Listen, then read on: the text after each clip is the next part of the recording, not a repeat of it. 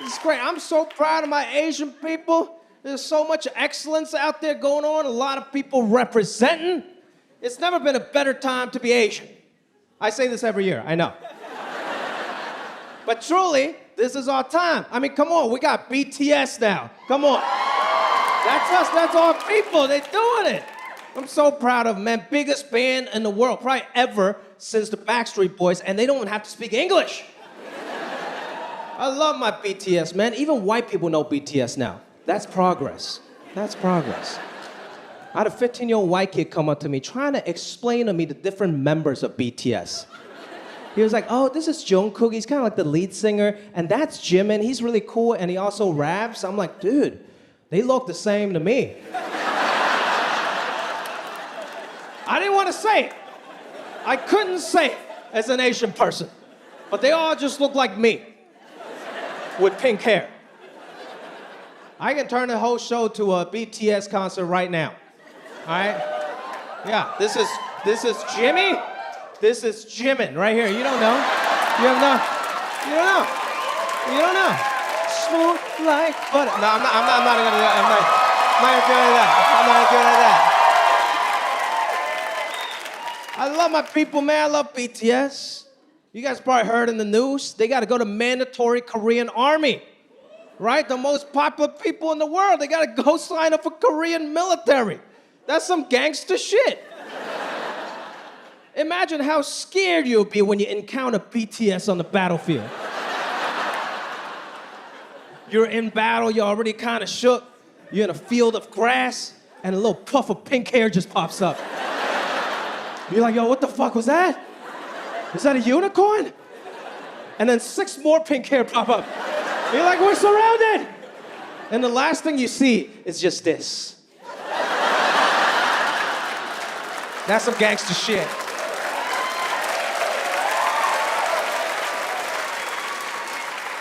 I'm proud of my people, man. I'm proud of my people. You know, a lot of great representation out there.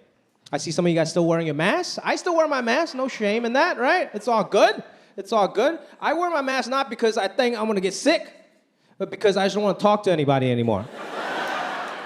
But I'm still surprised when people come up to me, they're like, oh my God, Jimmy? I'm like, how did you know? How did you know? How many other Asian guys did you go up to before it happened to be me? You don't know. You don't know. Underneath this mask, I could be Aquafina. You don't know.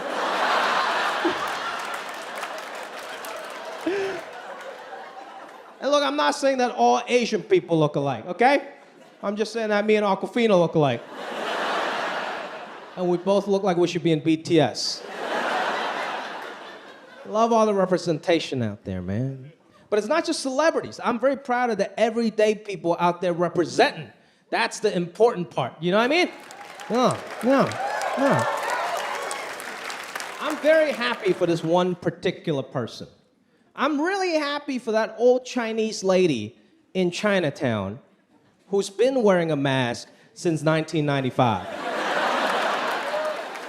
Her life just suddenly made sense. Before the mask mandate, everybody looked at her as like, ugh, why is she wearing a mask? That's so random. She's not random, she's a fucking trailblazer, okay? She started wearing a mask, now everybody has to wear a mask. She's like the Kendall Jenner of Chinatown. She must have been so happy when this mask mandate happened, just laughing at everyone. It's like, look at you idiots. I told you to put on a mask. No, the CDC follows me. She was prepared. She didn't just have a mask. She had gloves on from when she's driving. She had the full face shield that comes down looking like Daft Punk. That's my girl right there, man. Asian people, we're ready for this shit. Social distancing, we've been doing that for centuries. We don't like all that hugging and touching and all that. You know, when we see each other, just a nice bow. That is socially distanced. If you're really Asian, you ever see 2 really Asian people, it turns into a bowing contest to see who's more respectful. To see who can bow lower and more away from each other until you just fold it in half and you go home. That's social distancing, people. That's right. That's right. If the pandemic has taught us anything, it's everybody should be a little more Asian. I don't like going outside anymore. Too many crazy people, too many weirdos. One time I went to this dive bar in a military town, San Diego, big military town. I love my military, okay? But I think sometimes, but I think sometimes military people get a little too passionate. You know? Thank you. Exactly, my point right there. Thank you. I love military, but they're just too passionate. Like I was at a dive bar. This one military brother came up to me who was just like, hey man, I want to buy you a drink. And I'm like, no, thank you. I can buy my own drink. Thank you. And he's like, no, I want to buy you a drink. So at this point, I thought either he wanted to take a selfie or he wanted to fuck me. So I'm like, no, sir, I think I can buy my own drink. And then he started telling me his whole life story. He's like, you don't understand. I want to buy you a drink because I was stationed in Okinawa for 4 years. And you guys have been nothing but nice to me.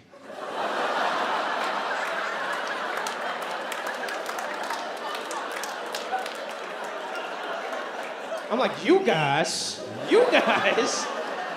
Okinawa's in Japan, I'm Chinese, sir. And he's like, it doesn't matter, man, it doesn't even matter. I'm like, sir, I think it does matter, right? I'm pretty sure the only reason you were stationed in Japan was to keep an eye out on Chinese people like me. It does matter. He was like, it doesn't even matter, man. I still love pad thai, okay? Maybe that guy run into BTS on his next tour, who knows?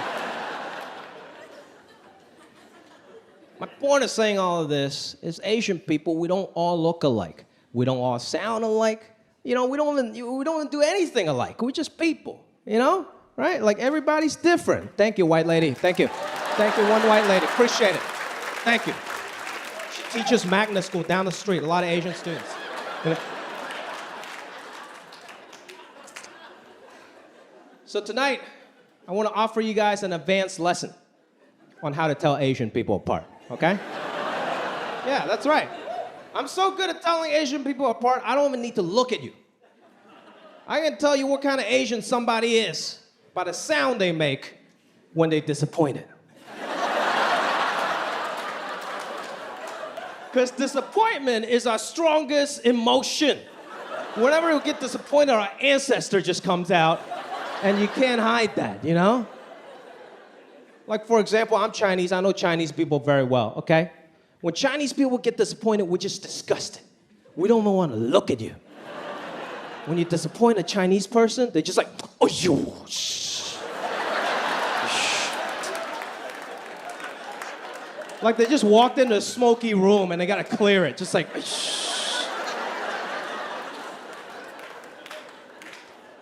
See, that's Chinese people. Japanese people, when Japanese people get disappointed, they just want to know why. They ask you a question. When a Japanese person gets disappointed, they're just like, eh? Eh? And that's it. You can go disappoint a Korean person. I wouldn't recommend that. This Korean brother might fuck you up, okay? Korean people are intense, they're ready to fight. But they're my favorite type of people because they're very emotionally honest. A Korean person will let you know when they're disappointed. They're real guttural with it, you know what I mean? When you disappoint a Korean person, they're like, ooh! Shiba! But they're still very Asian, so they're still real polite. They'll thank you with that. And they're like, oi! Shiba-입니다.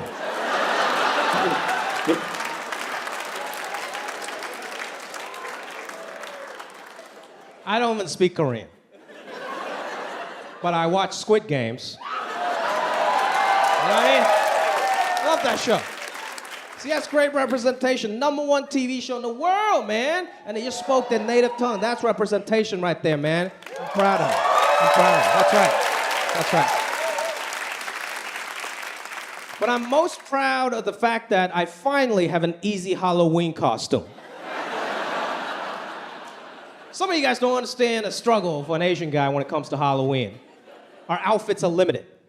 I was Bruce Lee for 6 years. But this last year, I had the best Halloween costume. All I did, I went to Amazon, got like a matching like tracksuit, put 3 numbers on my chest, and I found myself an Indian friend. It was such a great Squid Game costume. Somebody came up to me and was like, oh my God, you look just like the girl in Squid Games.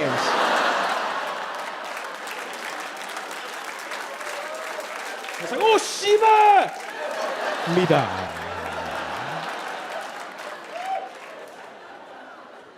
I'm proud of all the representation out there, man. That's right. Have you guys seen the show Silicon Valley? Oh, thank you. Thank you. Thank you. That was my first big break, man. I was so grateful to be a part of that show. But that was a few years ago, and I always felt like I was the only Asian person representing, right? I felt so much weight on my shoulder. Like every year, we got very lucky. We get nominated for an Emmy, so we get to go to a great ceremony. But every year we knew we were gonna lose. Because all the good shows have front row seats, you know? Veep, Game of Thrones are all here. We're way the fuck in the back by the exit sign. But it's okay. Win or lose, I was there to represent. I made sure I made my round, say hi to everyone, so they know there's Asian presence, you know?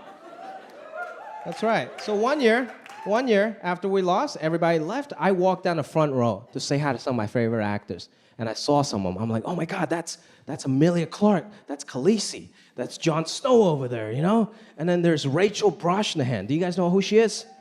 Yeah. I love her. She plays the marvelous Miss Maisel. Great show, right? It's an awesome show. And I did a movie with her a few years ago, so I decided to say hi. I was like, oh my God, Rachel, it's so great to see you. Congratulations on everything. And she was like, oh, okay. And I'm like, okay, she probably just forgot who I was. I'm like, look, we did a movie like 6 years ago called Patriots Day. You were awesome in that movie. I just want to congratulate you on everything you've done so far. And she was like, oh, yeah, sure. And I'm like, oh, really? Is the marvelous Miss Maisel a bitch?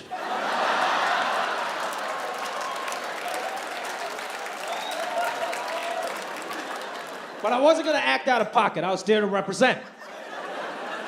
So I was very nice. I was just like, oh, it's okay, you just don't remember. Anyways, I just want to congratulate you for all the nominations on Marvelous Miss Maisel. You're awesome. And she was like, oh, I'm not Rachel Brosnahan.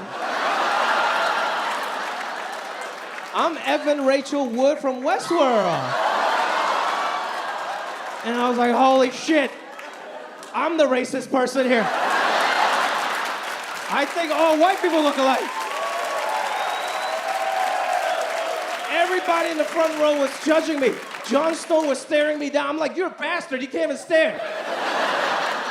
And I didn't know what to do, right? I was profusely sweating, my face was flush red. So I was just like, oh my God, I am so sorry. But either way, it's so nice to meet you. My name is Aquafina. And then I just...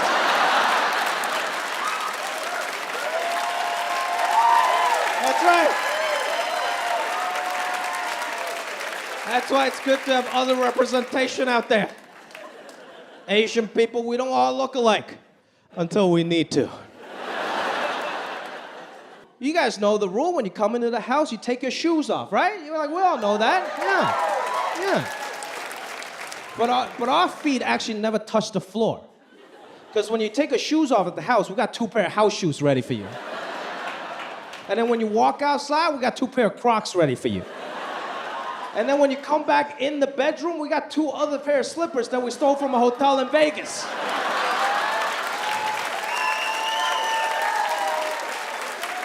We're ready. Our feet never touch the floor. We got baby soft feet.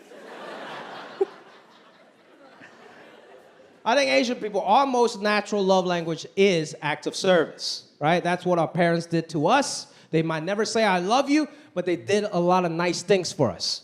Every night, I don't care how busy my parents were, they'll come home and make a 5-course meal. That's love right there, right? You gotta give it up for them. Yeah, give it up. That's right. In our culture, food is love. I love cooking for my girl. We love cooking together. Food is love. That's why I hate watching all these reality cooking shows where they make food so freaking stressful. Like all these guys with aggressive tattoos and they're just sweating in the kitchen. They're like, yes, chef, 2 minutes, it's still raw. And they're just making fucking scallops. There's 2 items on the menu and they can't handle that shit. You go to any Chinese restaurant, there's about 485 items on the menu. And there's 1 dude back there in the kitchen. He's not even a chef, he's somebody's uncle from Hong Kong. And he knows how to make everything in under 30 seconds. That guy's the real hero, you know what I mean? He got a yellow wife beater that he brought from the old country. Just chilling near the wok, cigarette in his mouth, just like.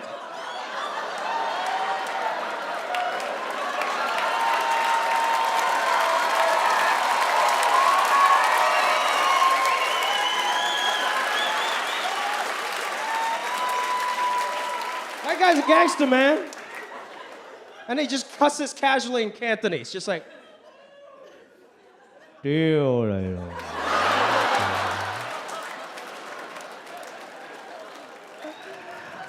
Any of you guys speak Cantonese here? Couple of you guys. I was born in Hong Kong, that's my first language. I love that language, right? I think it's the most fun language to speak because it's the most fun language to cuss in. In Cantonese, you can just like low-key casually cuss. Like you go to Chinatown, you see like a nice old man walk by. He would just be like, "Diu lei lo mo ham ga cha na." Right, that sounds really nice, right? But what he actually said was like, "Oh, fuck your mother and hope your whole family dies." That's Cantonese, man. You gotta love it. You gotta love it, man.